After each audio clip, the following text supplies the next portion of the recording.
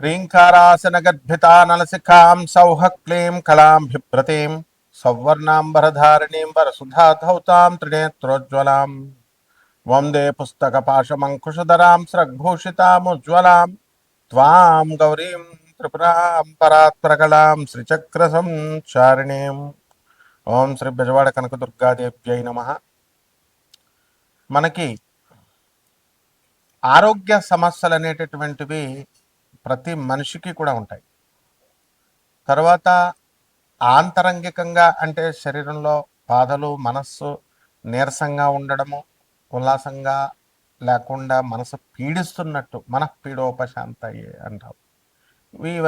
ఇదొక రకం బాధలు. తర్వాత శారీరక బాధలు, ముఖ్యంగా 45 సంవత్సరాలు దాటిన తర్వాత చాలామందికి కాల్షియం డెఫిషియన్సీ వల్ల బాధలు, బోన్స్ కాల్షియం డెఫిషియన్సీ, వెముకల నొప్పులు, మోకాళ్ళ నొప్పులు, ఇలాంటివన్నీ కూడా వస్తూ ఉంటాయి. అలాగే మనకి ఈ యొక్క గొంతుకులో కూడా మనకి గొంతుకు నొప్పి ఎక్కువగా మాట్లాడడం వల్ల మనకి ఆయుర్దాయం తగ్గిపోద్ది అనేటటువంటి విషయం చాలామందికి తెలియదు. బడబడా మాట్లాడుతూ ఉంటారు, వాగుడుకాయ అంటారు. ఇవన్నిటిని కూడా ఎందువల్ల వస్తుందంటే, చిన్నప్పుడు కొంతమంది పిల్లల్ని చూస్తే బాగా ఎక్కువ మాట్లాడుతూ ఉంటారు, తర్వాత స్లోగా పెద్దవాళ్ళు అయిన తర్వాత కంట్రోల్ అయిపోద్ది. ఇవన్నీ ఏంటంటే జాతక దోషాలు. మన శరీరంలో వచ్చేటటువంటి ఇవన్నిటిని దోషాలని, రుగ్మతల్ని తొలగించేటటువంటి దేవత శాకిని దేవత. ఇప్పుడు మనకి ఈ అమ్మవారు శాకిని, ఢాకిని, హాకిని, ఈ పేర్లు విన్నారు మనం. ఇవన్నీ ఏమిటి అని అంటే, ఈ శాకిని దేవత మనకి మన శరీరంలో ఉన్నటువంటి షట్చక్రాలు ఉంటాయి. ఆ షట్చక్రాలలో మనకి పనులు అవ్వాలంటే షట్చక్ర సాధన చేసుకోవాలంటే మెడిటేషన్ క్లాసులకి వెళ్ళి మెడిటేషన్ చెప్తే ఇలా కూర్చుంటే అలా అయిపోవు. అదంతా మామూలు ప్రాసెస్ కాబట్టి చెప్తారు. అది నీ సాధన, నీకు స్కూల్కి వెళ్ళిన ప్రతి ఒక్కడు పాస్ అయిపోతున్నాడా, ప్రతి ఒక్కడు కలెక్టర్ అయిపోతున్నాడా? కొన్ని కోట్ల మంది చదువుతుంటే అందులో 1% కూడా అవ్వరు.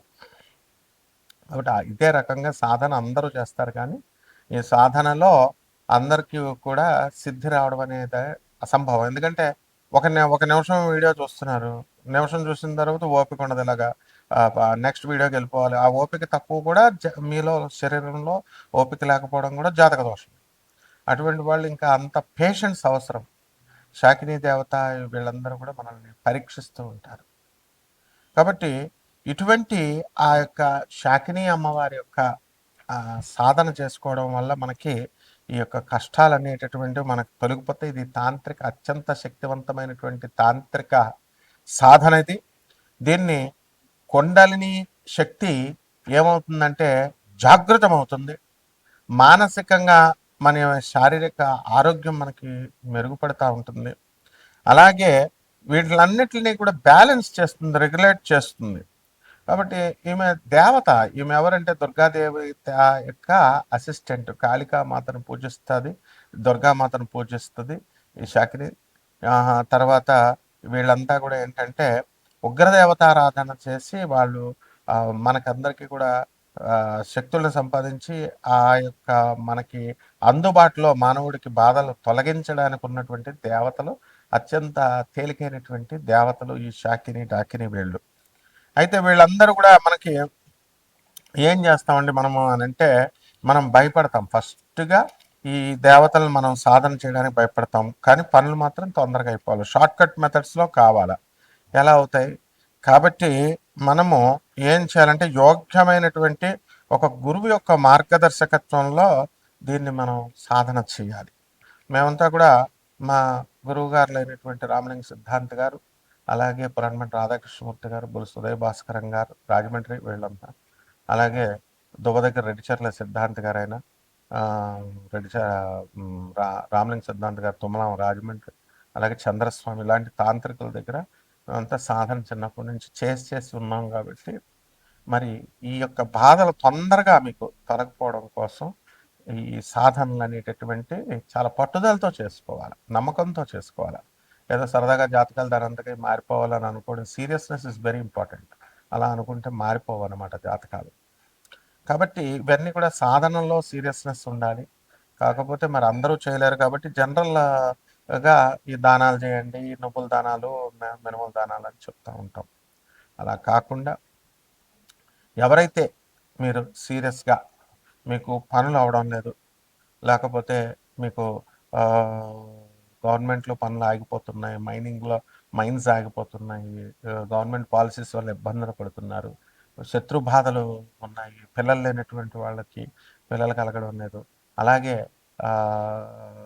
పెళ్ళిళ్ళు కావడం లేదు, వే ఇంక ఇవే ఉంటాయి ఆర్థిక ఇబ్బందులు, ముఖ్యంగా అప్పుల బాధలు, ఇవన్నీ కూడా ఉంటాయి. ఇవన్నీ కూడా హైయర్ ఎనర్జీస్ అయినటువంటి దుర్గమ్మ, కాళికాదేవి తీరుస్తారు కానీ చాలా టైం పడుతుంది. అవి ఆ ప్రైమ్ మినిస్టర్, ప్రెసిడెంట్, అలాగా ప్రెసిడెంట్ ఆఫ్ ఒక కంట్రీ లాగా ప్రోటోకాల్ ఉంటుంది. వీళ్ళైతే చిన్నవాళ్ళు కాబట్టి వెంటనే మీకు చేసేయడానికి అవకాశాలు ఉంటాయి. కాబట్టి ఈ యొక్క విశుద్ధ చక్ర సాధన, మూలాధార చక్రం దగ్గరే చక్ర సాధన, మీలో మీకే ఆ శక్తి వచ్చి, ఆ విజ్డమ్ వచ్చి, మీకు ఆ జ్ఞానం వచ్చి, మీరు ఆ పని ఎలా చేసుకోగలుగుతారు అనేటటువంటి శక్తులను ప్రసాదించే దేవతలు వీళ్ళు. కాబట్టి కోటాను కోట్ల మంది కామన్ ప్లాట్ఫారం మీద ఈ యొక్క శక్తులు ద్వాదశ రాశుల వారిని ఎలా ప్రభావితం చేస్తాయి, జాతకాలు ఈ టైంలో ఎలా ఉంటాయో మనం చెబుతాం. కానీ విశేషించి మీ డేట్ ఆఫ్ బర్త్ ఇవి ఉన్న వాళ్ళకి మాత్రమే మనము ఏం చేస్తామంటే ఇవి నన్ను సంప్రదించండి, అపాయింట్మెంట్ తీసుకొని డెఫినెట్గా మనము వీళ్ళకి తప్పకుండా మనం వీళ్ళ యొక్క పర్సనల్ ప్రాబ్లమ్స్ని మనం సాల్వ్ చేస్తాం. అలాగే ఈ ద్వాదశ రాశుల వారికి కూడా ఎలా వీళ్ళకి అందరికీ కూడా ఒక్కొక్క రాశి వారీగా వీళ్ళ ప్రభావం, శాకిని డాకినీలు ఎలా మీకు సహాయపడగలుగుతాయి, ఇవన్నీ కూడా మనం చెప్దాం. మీనరాశి, ఈ మీనరాశి వారికి అందరికీ కూడా పరాభవనామ సంవత్సరంలో 2026 సంవత్సరంలో అధికమైనటువంటి లాభాలు కలగడానికి అవకాశాలు ఉన్నాయి. అలాగే జూన్ 2, 2026 సంవత్సరం తర్వాత వీరందరికీ కూడా మనకేమవుతుందండి, మనకి గురుడు 5వ ఇంట్లోకి వచ్చి సకల శుభాలను మీకు చేయడం జరుగుతుంది. ఇప్పటి వరకు కూడా ప్రతి పనికి కూడా డిస్ప్లేస్మెంట్ అనేటటువంటిది జరిగింది. అంటే ఉద్యోగంలో ఇక్కడి నుంచి ట్రాన్స్ఫర్ ఇంకో చోటకి అలా అననుకూలంగా మీరు అననుకూలమైనటువంటి ఏరియాస్కి ట్రాన్స్ఫర్ చేయబడతారు. అలాగే ప్రభుత్వ ఉద్యోగస్తులు ఎవరైతే ఉన్నారో వాళ్ళందరికీ కూడా టీఏలు, అరియర్స్ ఇవన్నీ కూడా సకాలంలో వచ్చేస్తాయి. అలాగే తల్లిదండ్రులు, మీ యొక్క ఓల్డ్ పెన్షనర్స్ ఎవరైతే ఉన్నారో అటువంటి వాళ్ళందరికీ కూడా ఎక్కడ కూడా డబ్బులు ఆగడము అనేటటువంటిది ఈ యొక్క మీనరాశి వారికి ఉండదు. ఈ మీనరాశి వారు తమ ఉద్యోగంలో డెవలప్మెంట్ కోసం అని చెప్పి ప్రమోషన్స్ కోసమో, లేకపోతే విదేశాలకు వెళ్ళాలి, వేరే ఫ్యాక్టరీకి మారాలి, ఇంకా ఉన్నత స్థితికి వెళ్ళాలి అని తెగ ప్రయత్నాలు చేస్తున్నటువంటి వాళ్ళు ఉన్నారు. అందులో చాలామంది సక్సెస్ అయినప్పటికీ కూడా కొంతమంది సక్సెస్ కాలేకపోవడానికి వాళ్ళకు ఉన్నటువంటి గ్రహ దోషాల ప్రభావమే.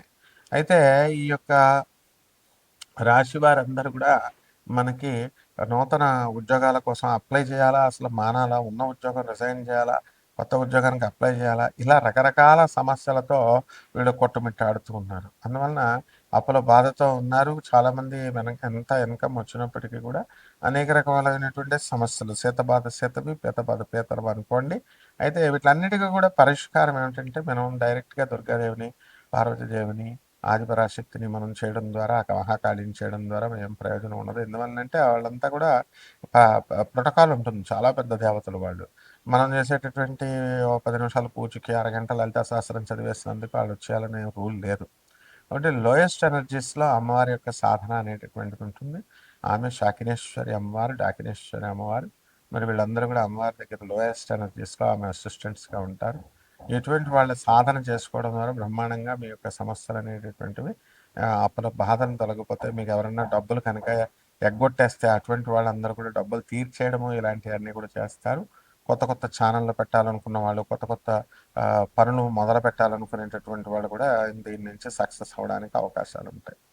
అలా పరిహారాలు ఏమిటంటే అనేక రకాలైనటువంటి సమస్యలు వీళ్ళకి వస్తున్నాయి కాబట్టి మనం శాకినేశ్వరి అమ్మవారి సాధన చేయడము, మర్రి చెట్టు ఆకులు, మర్రి చెట్టు ఓడలు తెచ్చుకోవడము, మనము మన ఇంట్లో త్రిమూర్తుల పూజ ఎలాగైతే చేస్తామో అక్కడ పూజా గదిలో ఉంచడము, ఇలాంటివన్నీ కూడా చేయాలి.